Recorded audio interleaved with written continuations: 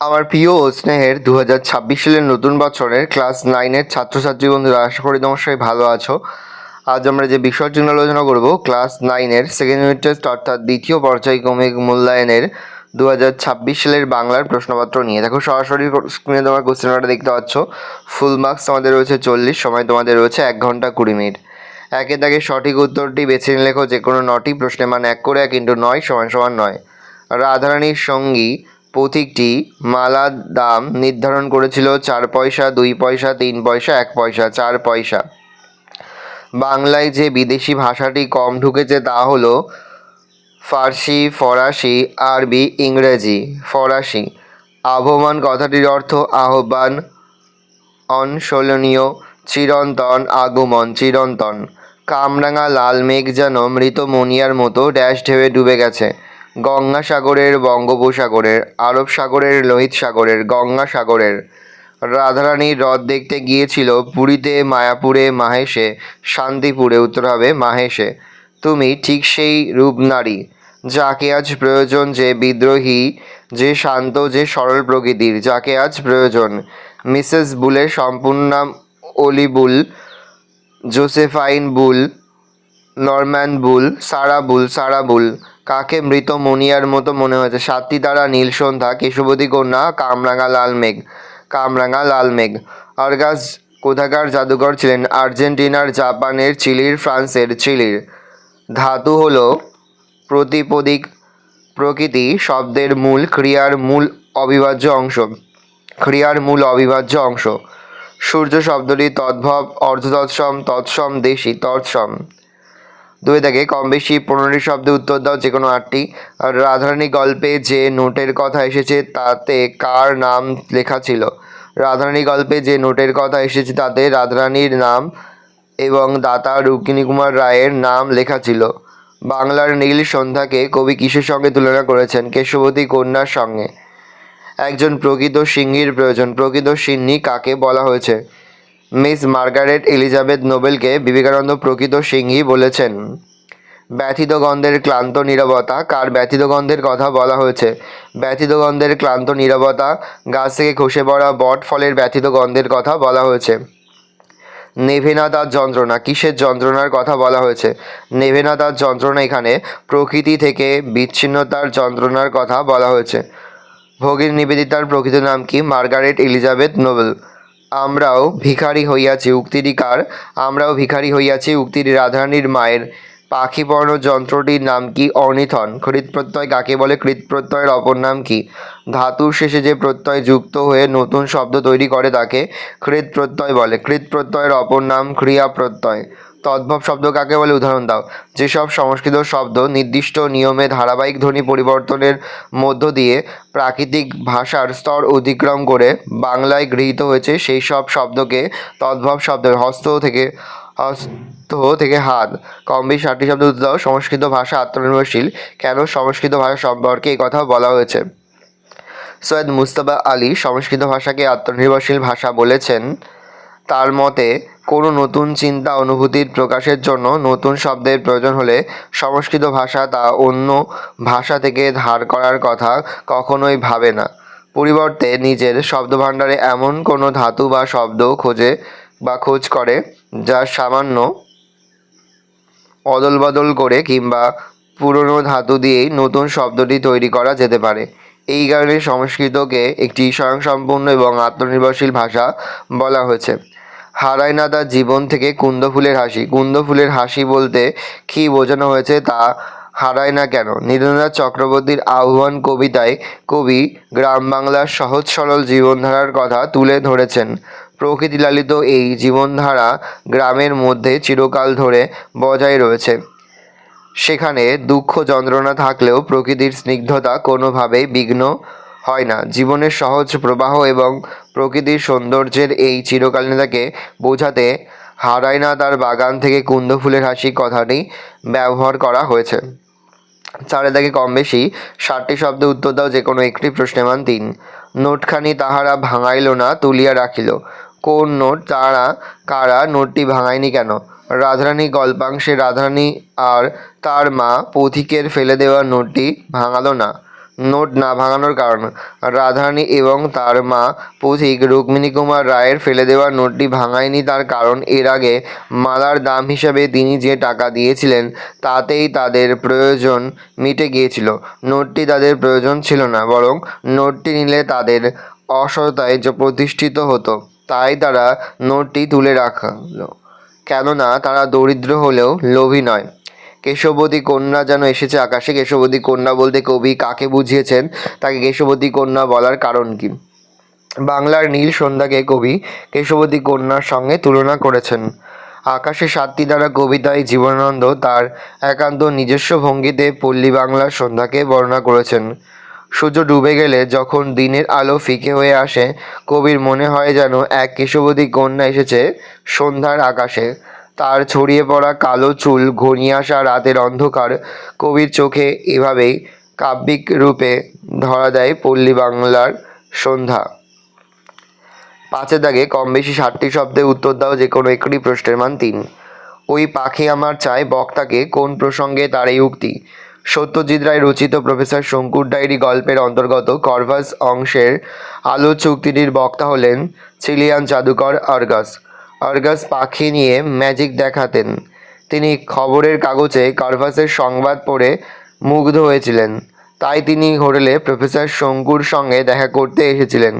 কিন্তু রাত হয়ে যাওয়ায় ভদ্রতাবশত শঙ্কু তাকে ঘরে ডেকে পাঠান। কার্ভাস বিরক্ত হয়ে খাঁচা থেকে বেরিয়ে ঠোঁট দিয়ে আলো নিভিয়ে আবার খাঁচায় ঢুকে ঠোঁট দিয়ে খাঁচার দরজা বন্ধ করে দেয়। আর্গাস সামান্য পাখির এই কাণ্ড দেখে অবাক হয়ে যায়। তাই তিনি যে কোনো প্রকারে কার্ভাসকে পাওয়ার ইচ্ছার কথা জানিয়ে প্রশ্নচিত উক্তিটি করেছিলেন। প্যারা চেঞ্জ করে লিখবে, আর্গাস কিছুক্ষণের মধ্যে বুঝতে পারেন যে শঙ্কু এবং কার্ভাস কেউ তার প্রস্তাবে রাজি নন। তখন তিনি শঙ্কুকে লোভ দেখিয়ে কার্ভাসকে নিতে চান, কিন্তু তাতে কোনো রকম ইচ্ছা প্রকাশ করেননি। তাই তার প্রচেষ্টা ব্যর্থ হওয়ায় তিনি পরের দিন দুপুরে অনুপস্থিতিতে সুযোগে রুম বয়দের সুযোগ নিয়ে কার্ভাসকে চুরি করেছিলেন। নেক্সট, অর্নিথন যন্ত্রের প্রয়োজন ফুরিয়ে গেছে। অর্নিথন যন্ত্রের প্রয়োজন হয়েছিল কেন?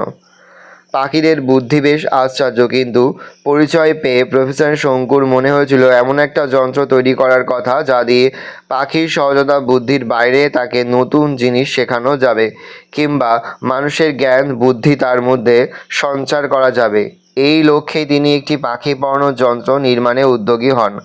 অত্যন্ত সহজভাবে এই যন্ত্র নির্মাণ হয়।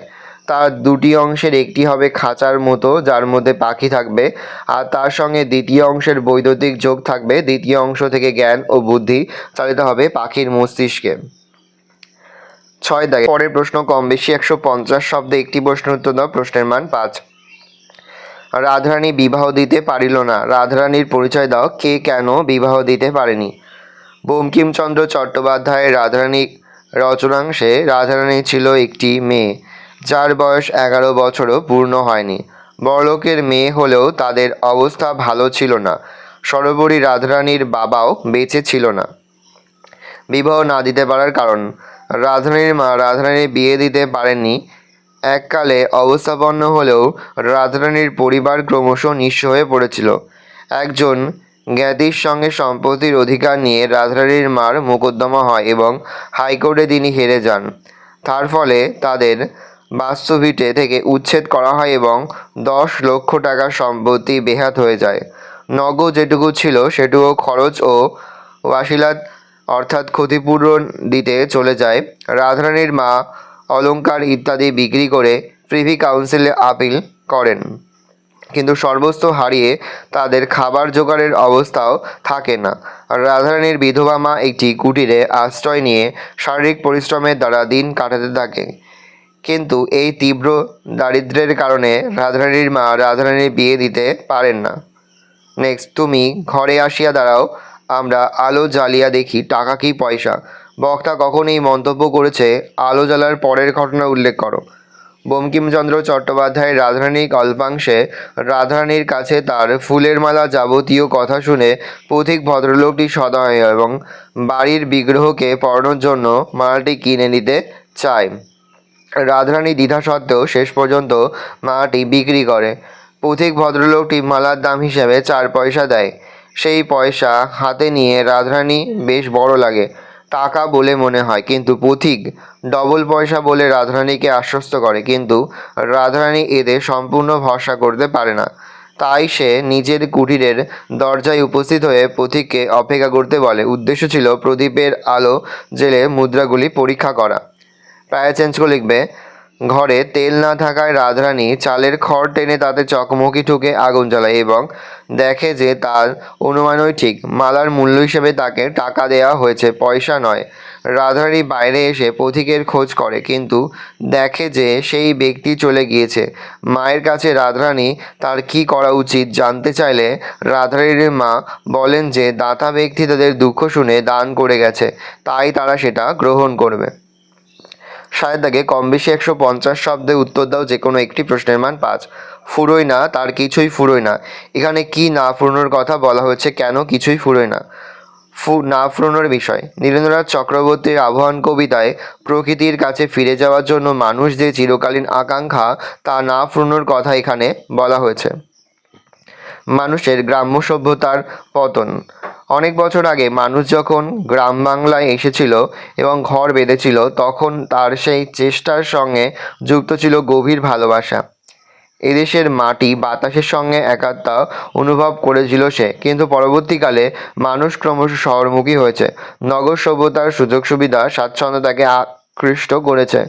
শহর জীবনে মানুষ সমৃদ্ধি পেলেও শান্তি পায়নি, বরং যন্ত্রণা সভ্যতায় ক্রমাগত চাপে সে ক্লান্ত হয়ে পড়ে। তার আশ্রয় হয়ে ওঠে বাংলার প্রকৃতি আর সেই প্রকৃতির ছন্দে গাঁথা জীবন। সে যেন যখনই সুযোগ পায় আবার ফিরে আসে এই প্রকৃতিলালিত জীবনে। তার আসল পটভূমি তৈরি করে রাখে উঠোনে লাউ মাচার সন্ধ্যার বাতাসে দুলতে থাকা ছোট্ট ফুল। পুরনো জীবনের চেনা ছন্দে ফিরে আসার পরিপ্রেক্ষিতেই কবির মনে হয়েছে কোনো কিছুই শেষ হয়ে যায় না। বাগানের কুন্দ ফুলের হাসি থেকে শুরু করে সূর্য ওঠা, ধীরে ধীরে ছায়া নামা, সন্ধ্যাবেলা নদীর বাতাসের বয়ে চলা, কিছুই শেষ হয় না। যেমন শেষ হয় না সেই প্রকৃতির কাছে ফিরে আসার জন্য মানুষের আকুলতা। নেক্সট, পৃথিবীর কোনো পথ এ কন্যারে দেখেনি কো। এখানে কোন কন্যার কথা বলা হয়েছে, কবির এরূপ ভাবনার কারণ কি? বাংলার সন্ধ্যার আকাশে কেশবতী কন্যাকে পৃথিবীর কোনো পথ দেখেনি বলে কবির মনে হয়। আকাশে সাতটি দ্বারা কবিতায় কবি ঘাসের ওপর বসে পল্লী বাংলার দিন ও রাত্রির সন্ধিক্ষণকে নিবিড়ভাবে উপলব্ধি করেছেন। তার মনে হয় সূর্য অস্ত যাওয়ার পরে যেন এক এলোকেশী কন্যার আবির্ভাব হয় বাংলার আকাশে। তার ছড়িয়ে পড়া চুল ছুঁয়েই নেমে আসে অন্ধকার। কবির কল্পনার এই কন্যা আসলে বাংলার সন্ধ্যা প্রকৃতি। রূপসী বাংলার মতো সৌন্দর্য পৃথিবীর আর কোথাও নেই, তাই আর কেউ এই কন্যাকে দেখেনি। 8-এর দাগে যে কোনো একটি প্রশ্ন উত্তর প্রশ্নের মান 4। ব্যর্থ লেখো, উত্তরটা দেখে নাও। মানুষ দেশ বিদেশে ঘুরে প্রকৃতির সৌন্দর্যকে খুঁজতে চায়, কিন্তু ঘরের পাশের সৌন্দর্যই তার অদেখা থেকে যায়। তারপর রয়েছে দেখো 8-2 সারাংশ লেখা। এটা পড়ে নিয়ে তো আমাদের সারাংশ লিখতে হবে। দেখো, সৃষ্টির শুরুতে অসহায় মানুষ বেঁচে থাকার তাগিদেই সমাজবদ্ধ হয়েছিল। তখন সে সকলকে নিয়ে বাঁচত। সত্য ও সুন্দরে তার আস্থা ছিল। স্নেহ ভালোবাসায় আনন্দময় জীবনের স্বাদ সে পেয়েছিল, কিন্তু আস্তে আস্তে তার মধ্যে ভেদ বুদ্ধি তৈরি হয়েছে। আত্মকেন্দ্রিক জীবনে মানবিক মূল্যবোধ হারিয়ে ফেলে মানুষ স্বার্থপর হয়ে উঠেছে। তারপরে দেখো আবার একটা ভাবার্থ রয়েছে, উত্তরটা দেখে নাও। যাদের আত্মবিশ্বাস এবং আত্মশক্তির একান্ত অভাব, তারাই ঈশ্বরের কাছে বিপদ থেকে মুক্তির প্রার্থনা জানায়। কিন্তু এই পরনির্ভরশীলতা জীবনের প্রকৃত ধর্ম নয়। স্থির আত্মবিশ্বাস আর দুর্জয় আত্মশক্তি দিয়ে জীবনের সমস্ত প্রতিকূলতাকে অতিক্রম করতে হবে। ভালো করে দেখে নাও, এই রোজ টোটাল তোমাদের সেকেন্ড ইউনিট টেস্ট অর্থাৎ দ্বিতীয় পর্যায়ক্রমিক মূল্যায়নের ক্লাস 9-এর বাংলার প্রশ্নপত্র। ভালো করে প্রশ্নপত্রটা দেখে নাও। আশা করি ভিডিওটা ভালো লেগেছে। ভিডিওটা ভালো লাগলে ভিডিও লাইক করতে ভুলবে না। আমার নতুন হওয়া তাহলে সাবস্ক্রাইব প্রেস করে পাশে বেল আইকন প্রেস করে নতুন কোনো ভিডিও আপলোড করি সবার ফার্স্ট নোটিফিকেশন তোমরা পেয়ে যাও। আর এই ভিডিওটি তোমার বন্ধু বান্ধবী আত্মীয় স্বজন সবার মধ্যে কিন্তু অনেক শেয়ার করে দিলে। বছর ক্লাস 9-এ পড়ছে, আমরা কিন্তু ইতিমধ্যেই ক্লাস 9-এর প্রতিটি বিষয়টি কিন্তু সিলেবাস, প্রশ্নকার এবং নমুনা প্রশ্নপত্র কিন্তু আপলোড করে দিলাম। এখনও পর্যন্ত সেই ভিডিওগুলো না দেখে থাকো, ভিডিওগুলো কিন্তু তাড়াতাড়ি দেখে নাও। কোনো প্রশ্নের উত্তর লিখতে বা বুঝতে কোনো রকম অসুবিধা হয় তাহলে কিন্তু কিন্তু নির্দ্বিধায় কমেন্ট করে জানাতে একদমই ভুলবে না। ভালো করে দেখে নাও।